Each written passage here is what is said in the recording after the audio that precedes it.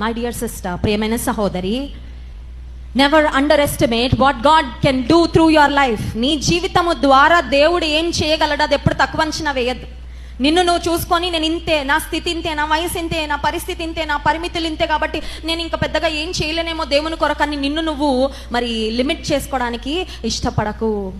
ఎందుకంటే దేవుడు నిన్ను ఎన్నుకుంటే, దేవుని చేతిలోకి నువ్వు వెళ్తే, ఆయన నిన్ను ఎంత గొప్ప ఆశీర్వాదకరంగా దేవుడు మార్చగలడు. నమ్మిన వారి స్తోత్రం చెప్దాం, హల్లెలూయా.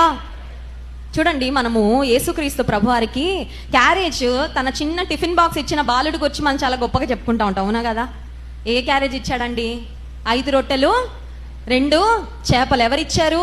చిన్న బాలుడు, చిన్న బాలుడు, చిన్న బాలుడు, గొప్ప బాలుడు, గొప్ప బాలుడు అని ఎన్ని ప్రసంగాలు వినుంటామో, ఎంతగా చెప్పుకుంటాం. కానీ ఒక మాట ఆలోచన చేయండి, ఆ రోజు ఆ రొట్టెలు ఎవరు ప్రిపేర్ చేశారు? మీలాంటి నాలాంటి ఒక అమ్మే చేసింది, అవునా కదా?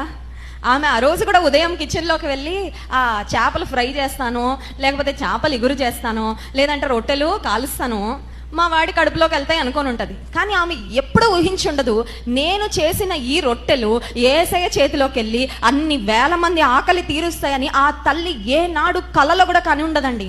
కానీ గొప్ప విషయం ఏంటంటే, ఆ తల్లి తన కొడుకుకి ఇవ్వడం నేర్పించిందా లేదా?